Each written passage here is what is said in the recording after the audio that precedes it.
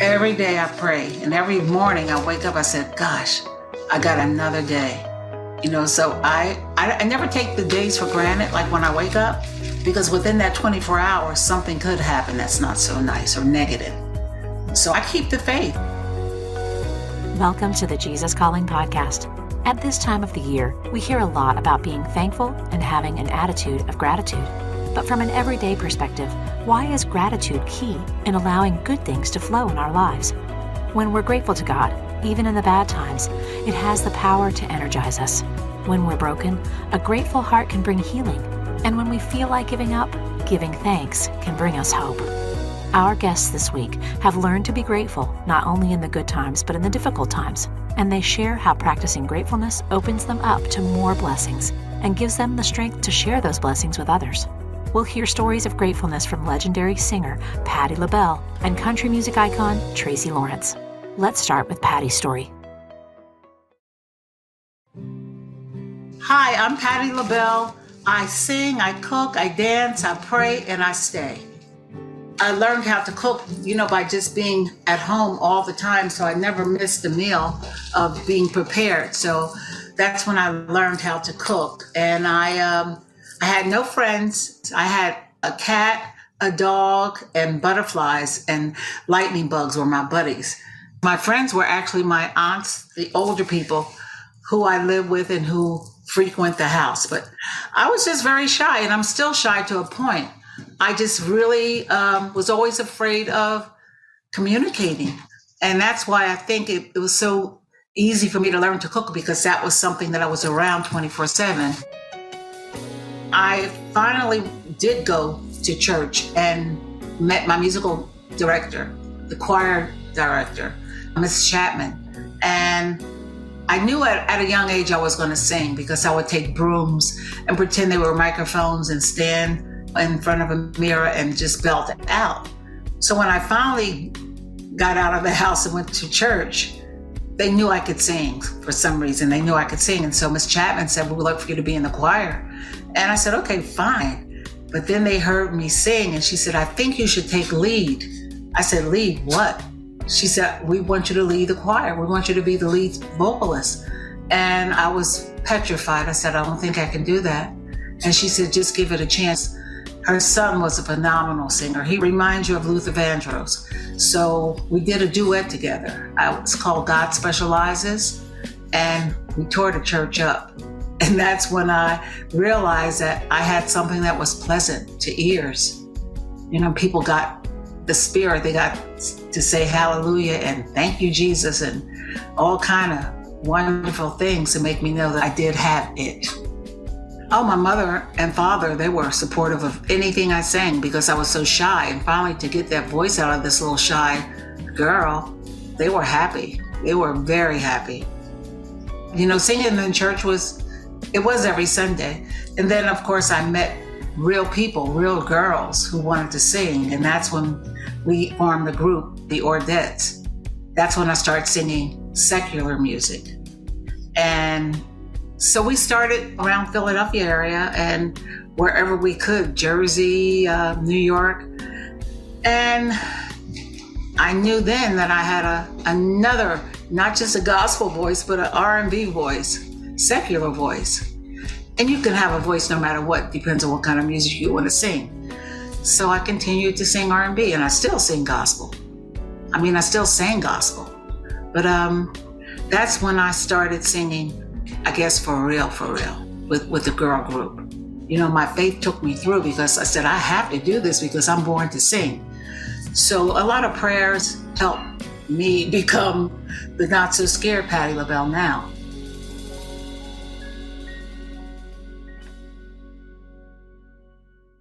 There was a time I did lose my voice. I lost it, and everybody around me are telling me what they want to think. They said, no, you didn't. You sound great. I sounded like a lamb in labor. I was so awful. Before I would go on stage, I would pray that the audience wouldn't throw oranges at me. And I would stand on stage sometimes for 45-minute shows when we had 4 acts on the show. It was Frankie Beverly and Mays and the OJs and someone else. And I performed before Frankie Beverly and Mays, and I had 45 minutes. The whole 45 minutes, I stood there like a zombie because I knew when I opened my mouth, they were going to run out of the building because I sounded so bad to me. But my manager, who is my son, said, Mom, nothing's wrong with you. What are you saying? I said, Zori, I know how I should sound, and I don't sound like the Patti LaBelle that I want people to hear. So I was nervous every show. I would say, Zori, can I please cancel? Can we not? Mom, you're going to go out. Mom, you're fine. But I went through that thing, and I, by the grace of God, made it. But the next day, on a lot of radio shows of each city, they said, we're praying for Patti LaBelle, because I knew that I wasn't as great as I should be. But people believed in me so much, and it just gave me faith and courage to just, no matter how bad my voice is, just continue to sing. And guess what? By the grace of God, it came back stronger than ever before. And it was prayer. All of my sisters were diagnosed with cancer at one time or another. And I was touring a lot on the road, and nobody could cook like I could cook in my family. And I made the best bacon and egg sandwiches with butter toast. And when I came back from, I don't know where I was, my sister Jackie was in the hospital about 5 minutes from where I lived at that time. And she wanted an egg sandwich. And I just gotten back. And I said, oh, honey, I'm so tired. And I knew she was so sick, and I was feeling it. As I was touring then, I felt sad a lot on stage because I knew she had bad cancer. And at that time, I was feeling as though I had been not as nice as I could have been to her, because of her. And she had a t-shirt line, selling Patti LaBelle t-shirts and different things. And at the time that she was doing that, I wasn't as pleasant as I could have been.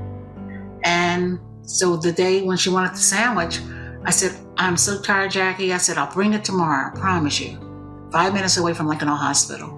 And the next morning, my aunt said, Sugar, don't rush with the sandwich. Your sister just died. She didn't say it like that, but it was like that. It was like, here I am, selfish, of my little bit of time to make the day before a sandwich to take to her. And I didn't do it. So, of course, that's been with me. And then my other sister, Barbara, she was diagnosed with cancer. My other sister, Vivian, she was diagnosed with cancer, and I'm still standing. And I'm wondering why. Before they turned 44, 45, they all died. Faith pulled me through. And every year after 50, I just said, oh, am I going to stay? Like I did say at the beginning, I'm going to stay, and I introduced myself. And I wonder every day how long I'm going to stay. And then my mother died of diabetes, my father of Alzheimer's, my uncle of blindness from diabetes, my aunts. Everybody died, and I was still standing. And it made me feel as though, why not me? And I still don't know. I deal with it every day, of course. I miss them in my house. I miss them fighting with me. I miss all of the things that comes along with having sisters, having a family who can say anything to you and get away with it because it's blood. This time is precious. My faith is so strong. I woke up this morning, faith was here again. My house is still intact. I live in the area that the tornadoes tore up. So many close to my home, so many friends of mine. It's there by the grace of God. There go I. Here I am again. Faith pulled me through this morning. I was nervous to wake up to look outside. And here again, I'm highly favored. I'm blessed again. And there's so many things that happen. It's like I said, at 77, still being given a chance to perform, and going on tour for the first time in 2 years, almost 18 months. I am being asked to perform again. So my faith is strong. I've been asked to do a lot of things like Dance with the Stars. They asked 3 years in a row, and I said, no, no, no. Finally, at 71, I said, why not? And I did it, and I lasted 6 weeks. And after doing it, I was 71. So many ladies, I gave them faith. I gave them hope. Would see me in the airport and say, my God, I'm 69 or whatever, and I'm afraid to take chances. Even after 50, I was afraid. And she said, you did Dancing with the Stars at 71. What help that did for my mind, she said. She said, because I realize now I can try anything. And you don't always have to succeed in what you try. You can fail. I mean, I didn't make it through Dance with the Stars, but I did it because I can. You know, you have to believe in yourself a lot more than most people after they turn 50 do. They think it's over. I know it's not over. I know at 77, I'm getting more opportunities than I did when I was 40. You know, so never stop thinking that you're all that in the bag of chips at 77. Really. What it is you know that you're not through. No matter if I was 81, I know I'm not through. I know I'm not finished. I have so much to give and so much to do. But just knowing that you're offered these things, stop saying no. Say yes. Patti leaves us with a thought from a January 9th excerpt of the Jesus Calling Devotional. You may encounter many obstacles as you move toward your goal, but don't be discouraged. Never give up. With my help, you can overcome any obstacle. To learn more about Patti's new projects or where you can see her on tour, please visit her website at pattilabelle.com. Stay tuned to Tracy Lawrence's story after a brief message. When your days feel overwhelming and your life has you anxious and stressed, you can find peace and hope in Jesus. There's a brand new 365-day devotional prayer book called Jesus Listens from Sarah Young, the author of Jesus Calling. With Jesus Listens, you can strengthen or renew your relationship with God through the continual conversation of prayer. Jesus Listens is perfect if you're busy with life's demands but want to grow in your prayer life, looking for rest and hope from difficult times, or are not even sure how to pray. By praying scripture through this daily devotional prayer book, you'll experience how intentional prayer connects you to God, changes your heart, and can even move mountains. For more information on how to get the new 365-day devotional prayer book, Jesus Listens, visit jesuscalling.com/JesusListens.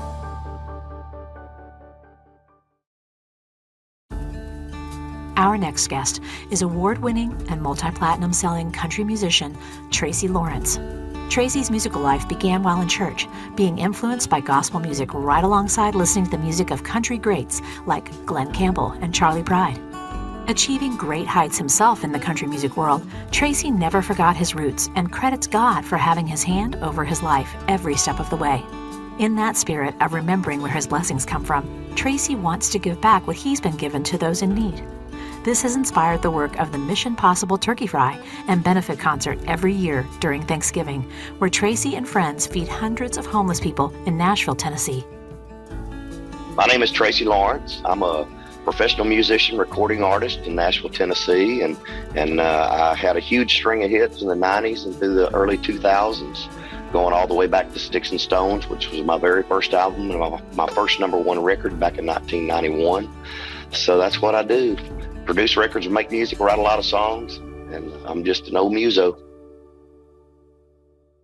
I grew up in Southwest Arkansas. I'm originally from East Texas. My mother remarried when I was very young, and my stepfather raised me. I have 3 sisters and 2 brothers, pretty large family. I grew up cutting hay and working in the yard and working cattle and all those kind of things. We lived in a farm community that was right on the Red River.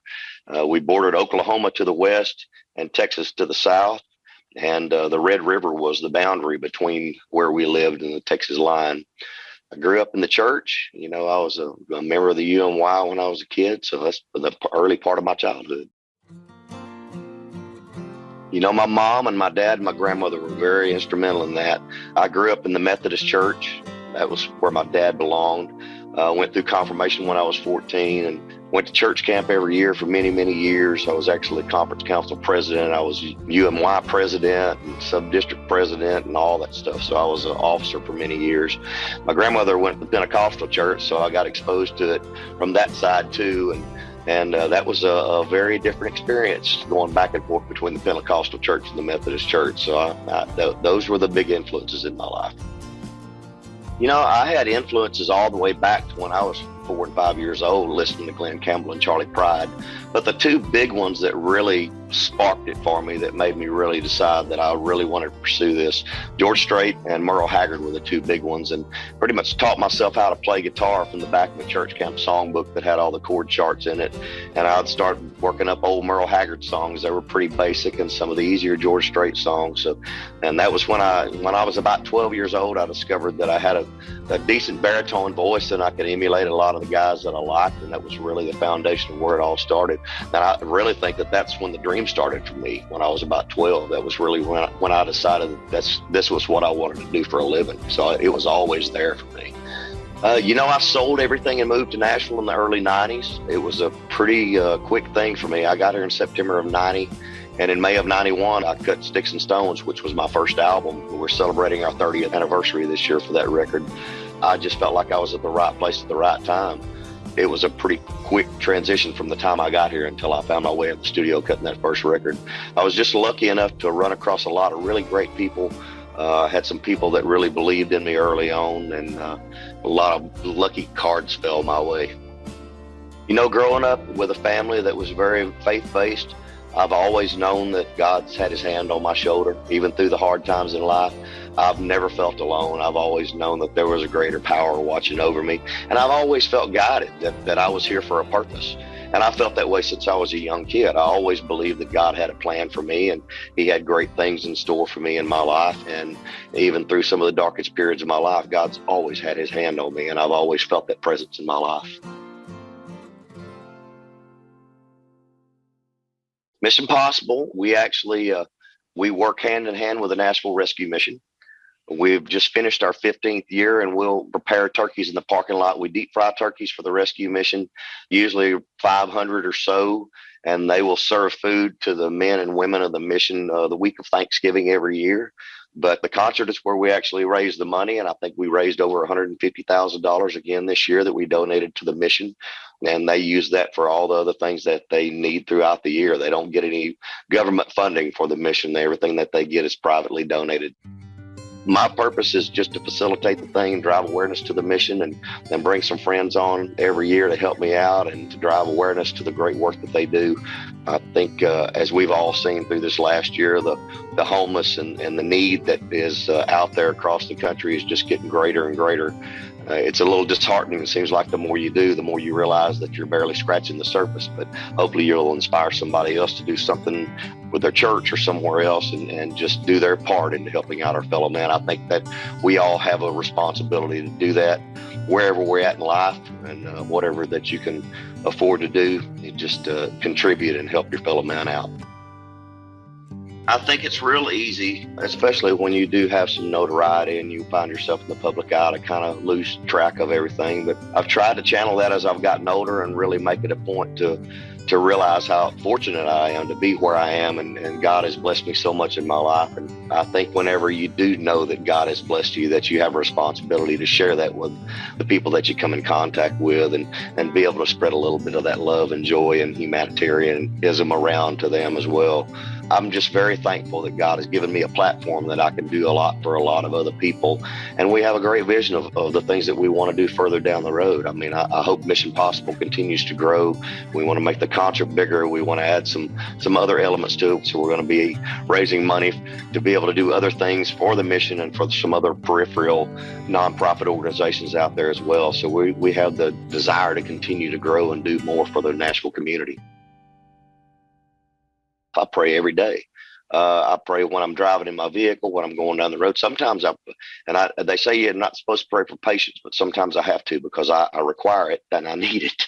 But, I've seen it affect our everyday lives. My wife's a prayer warrior. She's on it every day. She gets up every morning. She is very engaged. I've seen the effect that it's had on our family. I've seen the peace that it's given to me and everybody around me.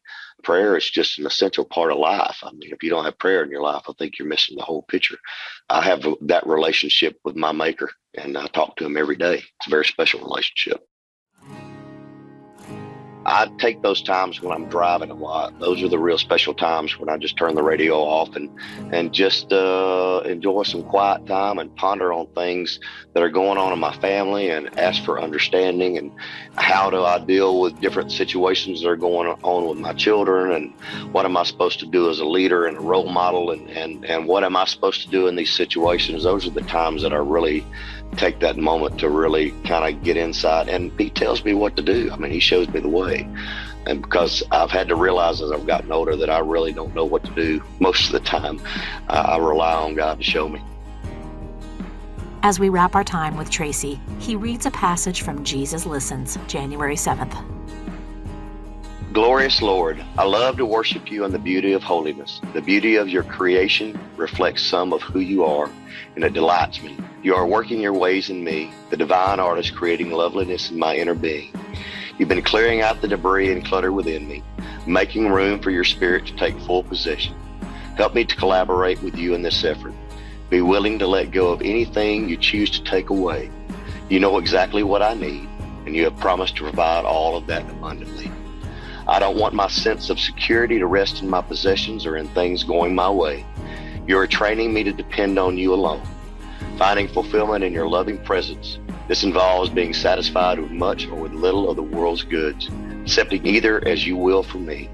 Instead of grasping and controlling, I'm learning to release and receive. To cultivate this receptive stance, I need to trust you more in any and every situation. In your beautiful name, Jesus. Amen. To learn more about Tracy Lawrence, please visit tracylawrence.com. And to learn more about the Mission Possible Turkey Fry, check out their website, tlmissionpossible.com. If you'd like to hear more stories about what happens when we say yes to God, check out our interview with Cece Winans. Next time on the Jesus Calling podcast, we'll hear from co-host of The Talk, Amanda Klutz, who tragically lost her young husband, Nick Cordero, to COVID-19. Amanda opens up about her grief process and how she found comfort in prayer.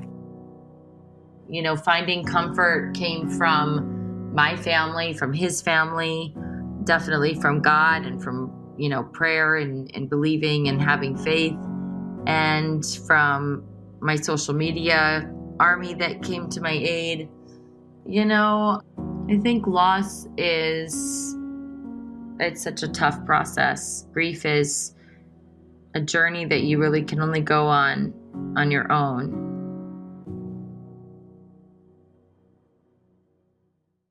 Want to hear more inspirational stories of people who have been changed by a closer walk with God? Then subscribe today to the Jesus Calling podcast on Apple Podcasts, Stitcher, or wherever you listen to your podcasts.